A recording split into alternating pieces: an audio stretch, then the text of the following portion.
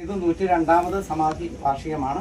ഇപ്പോൾ ഈ 16-ാം തീയതി മുതൽ 20-ാം തീയതി വരെ ഇവിടെ ആഘോഷിക്കപ്പെടുന്നത്. അതുകൊണ്ട് 100 വർഷത്തിലധികമായി ഈ ആഘോഷങ്ങൾ ഇവിടെ നടന്നു വരുന്നുണ്ട്. ഇതിനു ചുറ്റുമുള്ള പല കുടുംബക്കാരും അവരുടേതായിട്ടുള്ള കോൺട്രിബ്യൂഷൻ എന്നുള്ള നിലയിൽ അവരുടെ ചിറപ്പ് മഹോത്സവം വളരെ ഗംഭീരമായിട്ട് ചുറ്റുവളക്കും ദീപക്കാഴ്ചയുമായിട്ടൊക്കെ നടന്നു വരുന്നു.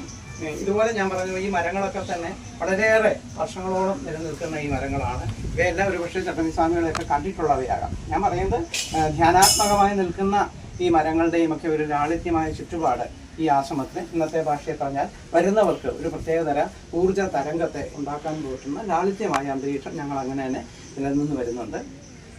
ചിന്മയാനന്ദ സ്വാമിയും ചട്ടമ്പി സ്വാമികളുമായിട്ട് വളരെയേറെ ബന്ധമുണ്ട്. പറവൂർ അദ്ദേഹത്തിൻ്റെ പൂർവാശ്രമ കുടുംബത്തിൽ സ്വാമികൾ സ്ഥിര സന്ദർശകനായിരുന്നു. അങ്ങനെ ചെറിയ കുഞ്ഞായിരുന്ന സ്വാമികളെ കയ്യിലെടുത്ത്, ചിന്മയാനന്ദ സ്വാമിജിയെ കയ്യിലെടുത്ത് സ്വാമിജിയെ അழைക്കുകയും ഇവർ തമ്മിൽ ഒരു ആശയവിനിമയം നടത്തുമായിരുന്നു എന്നാണ് പറയുന്നത്. നമുക്ക് അറിയാൻ പറ്റുന്നില്ല. അതിൻ്റെ അപ്പുറത്തുള്ള ഒരു അലൗകികമായിരിക്കുന്ന ഒരു ബന്ധം ഇവർ തമ്മിലുണ്ടായിരുന്നു. അതുകൊണ്ട് തന്നെ മിഷൻ്റെ ഈ യാത്ര വളരെ സമുചിതമാണ്, അർത്ഥവത്താണ് ഇവിടെ വന്ന് ചേർന്നിരിക്കുന്നത്. അതുകൊണ്ട് എല്ലാവിധ ഭാവുകങ്ങളും ഈ 75-ാം വർഷം ആഘോഷിക്കുന്ന ചിന്മയ മിഷനും നമ്മൾ വളരെയേറെ നല്ല ബന്ധം എൻ്റെ പൂർവാശ്രമത്തിനാണെങ്കിലും ബ്രഹ്മചര്യ കാലഘട്ടത്തിലാണെങ്കിലും തന്നെ മിഷനുമായിട്ട് വളരെയേറെ നല്ല ബന്ധപ്പെടുന്നുണ്ട്. പിന്നെ സുധീറാണെങ്കിൽ തന്നെ എനിക്ക് നേരത്തെ അറിയുന്ന കുട്ടിയാണ്.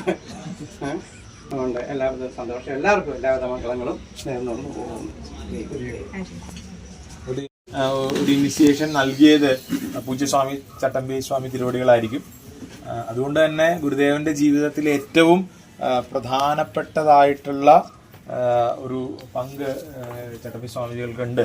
അപ്പം ഈ ഒരു യാത്ര പൂജ്യഗുരുദേവൻ സ്ഥാപിച്ച ചിന്മയാമിഷന്റെ 75-ാം വാർഷിക ആഘോഷത്തിന്റെ ഭാഗമായിട്ട് 295 ദിവസം യാത്ര നടക്കുകയാണ്. അപ്പം അതിൻ്റെ ഭാഗമായിട്ട് നമുക്ക് ഇവിടെ എത്താൻ പറ്റിയത് നമ്മുടെ ഓരോരുത്തരുടെയും ഭാഗ്യമായിട്ട് കരുതുന്നു. പൂജ്യഗുരുദേവന്റെ പാദകവും കൊണ്ട് ഇവിടെ വരാൻ സാധിച്ചത് നമ്മുടെ ഒരു മഹാഭാഗ്യമാണ്.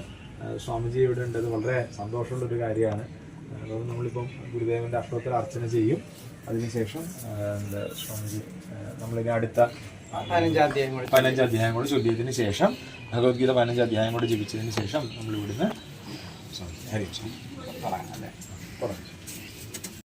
ജീവഭൂത സനാതനഃ മനഃഷഷ്ടാനീന്ദ്രിയാണി പ്രകൃതിസ്ഥാനി കർഷതി ശരീരം യദവാപ്നോതി യച്ഛാപ്യുത്ക്രാമതീശ്വരഃ ഗൃഹീത്വൈതാനി സംയാതി വായുർഗന്ധാനി വാശയാത് ശ്രോത്രം ചക്ഷുസ്പർശനം ച രസനം ഘ്രാണമേവ ച അധിഷ്ഠായ മനശ്ചായം വിഷയാനുപസേവത്തെ ഉത്ക്രാമന്തം സ്ഥിതം വാപി ബുദ്ധ്യാനം വാ ഗുണാന്വിതം വിമൂഢാനാനുപശ്യന്തി പശ്യന്തി ജ്ഞാനചക്ഷുഷഃ യദന്തോ യോഗിനഃ ശൈനം പശ്യന്ത്യാത്മന്യവസ്ഥിതം